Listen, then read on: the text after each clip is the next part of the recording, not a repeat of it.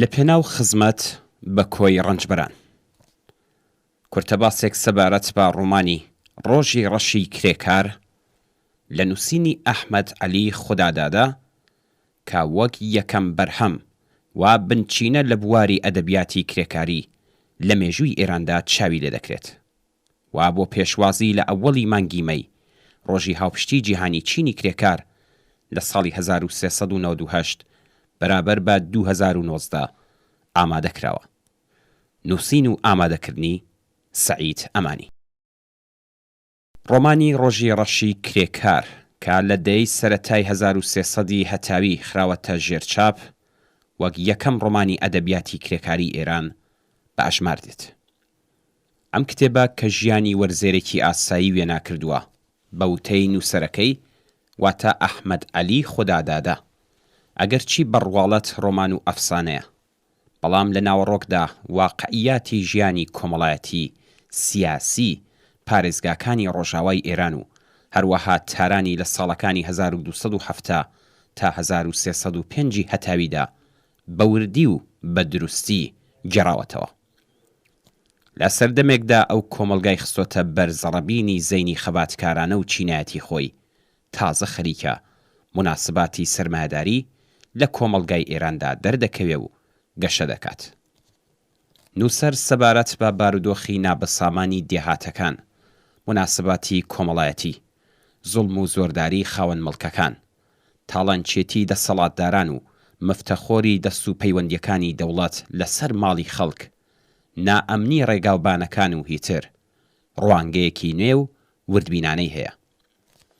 سەبارەت بە بارودۆخی دژواری کار دەنووسێت، باس لە نەخۆشیەکان و نەبوونی بێهداشت و پاک و خاوێنی و دەرمان دەکات لە خۆراک و خواردنی خەڵک لەو شتەی کە بە ناوی ماڵ و سەرپەنا تێیدا دەژین. سەبارەت بە ڕێگاکان، ئیدارەی ڕێگاوبان و باج و ماڵیات دەدوێت. باس لە بارودۆخی ژیانی ئەو منداڵانە دەکات کە ئەگەر شانسیان هەبێت و بە زیندوی بمێننەوە، قۆناغی منداڵیان نابێت و لە گەنجیدا پیر دەبن. باس لە بەش و سەهمی ژنان دەکات لە کۆمەلگایەکی کشت و کاڵیدا.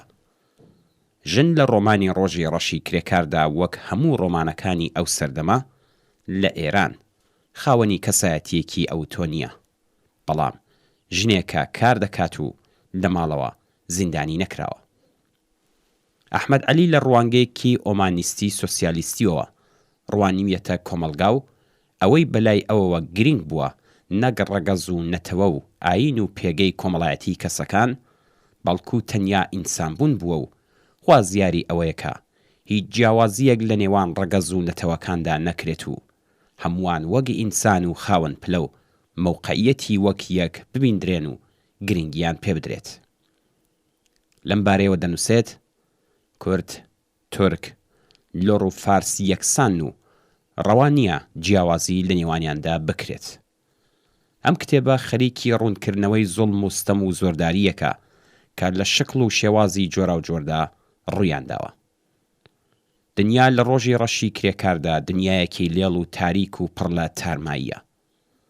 سەبەبکارانی سەرەکی ئەم تاریکیە لە ڕوانگەی نووسەری ئەم ڕۆمانەوە دام و دەستگای پان و بەرینی حکوومەتی قاجار، شەریعەتمەداران و تاجرانی ئاینین. ئەمانن کە خەڵکیان لە نەزانی و دواکەوتوویدا ڕاگرتووە، بەڵام ئەوە تەنیا دەسەڵاتداران نین کە دەکەونە بەر تیغی ڕەخنە.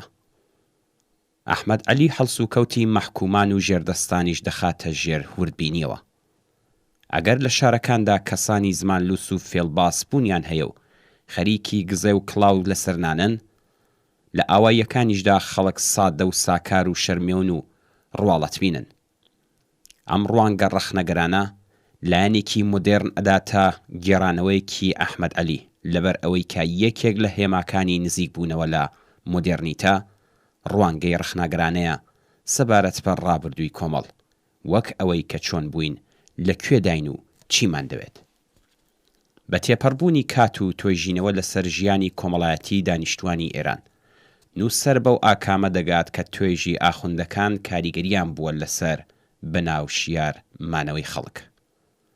ئەحمەد عەلی لەگەڵ ئەوەی کە خۆی هێشتا بە تەواوەتی مەسهەبی وەلانەناوە، بوونی ئاخوند بە یەکێک لە گەورەترین و سەرەکیترین هۆکارەکانی دواکەوتووی ئێران دەزانێ و بە ئاشکرایی دەڵێت تا ئەوان لە ژیانی کۆمەڵایەتی و سیاسی کۆمەڵدا بوونیان هەیە دەرگاکە هەر لەسەر پاژنەی پێشووی دەسوڕێتەوە کەوایە وا باشترە لە گۆڕەپانی ژیانی کۆمەڵایەتی دوور بخرێنەوە. نووسەر باس لە قوتابخانە و ژیانی شاری دەکات و دەڵێ لە شارەکاندا قوتابخانە خەریکە جێگای مەکتەب دەگرێتەوە. شار خەریکە توێژدە هاوێژێ و فەرهەنگی شاری دەبێتە جێگرەوەی فەرهەنگی کۆن و شێوە دێهاتیانە. کڕین و فرۆشتن و سەودا و معاملە پەرە دەگرێت. هەروەها باس لە دەستێکەڵکردن و پیلانەکانی ئەربابەکان و کاربەدەستانی حکوومەتی دەکات. داروغە و قازی بە مشەخۆر و زۆر وێژ و دەست لە نێو گیرفانی خەڵکدا ناو دەبات و دەڵێ خویان بەو کارە گرتووە. ئەم ڕۆمانە تەنانەت باسی شێوازی کشت و کاڵکردن و ئاوداشتن و بەربووی وەرزێران و سەهمی ئەربابەکان لەم بەرهەمەی دەسڕەنجی کار و زەحمەتیش دەکات. ڕۆمانی ڕۆژی ڕەشی کرێکار سەرەڕای گرنگیەکی مێژووی کە هەیەی هەم وەک ڕۆمان و هەم وەک بەڵگەیەکی گرنگ لە مێژووی کۆمەڵایەتی ئێراندا بەو هۆکارانەی کە لە پێشوتاری کتێبەکەدا هاتووە بەنەناسرا و ماوەتەوە. ئەم کتێبە کە بەرگی دووەمی قەت لە ئێراندا چاپ نەکرا بەم دوایانە لە دەرەوەی وڵات و لە بەرگێکدا بەشی یەکەمی ڕۆمانەکەشی لەگەڵ چاپ کراوەتەوە. میرزا ئەحمەد عەلی خودادادا لە دایک بووی ساڵی 1361 یان 1362 هەتاوی لە ئاوایی شێرخانی دینوەرە. ساڵی 1334 نووسەر و چالاکی سیاسی ساڵەکانی سەرەتای سەدەی 20 بووە. ئەو ئەندامی حزبی دموکراتی ئامیونی ئێران بووە و لەگەڵ نووسینی کتێبی داستانی ڕۆژی ڕەشی کرێکار یەکەم بەرهەمی بە زمانی فارسی لە بواری ئەدەبیاتی کرێکاریدا و هەروەها ئەدەبیاتی ناوچەیی لە ئێرانی بەرهەم هێنا. ئەو وەک بنیاتنەری ئەدەبیاتی کرێکاریش لە ئێران دەناسرێت. ئەحمەد عەلی لە ساڵی 1305 هەتاوی کتێبی ڕۆژی ڕەشی کرێکاری لە کرماشان چاپ کردووە.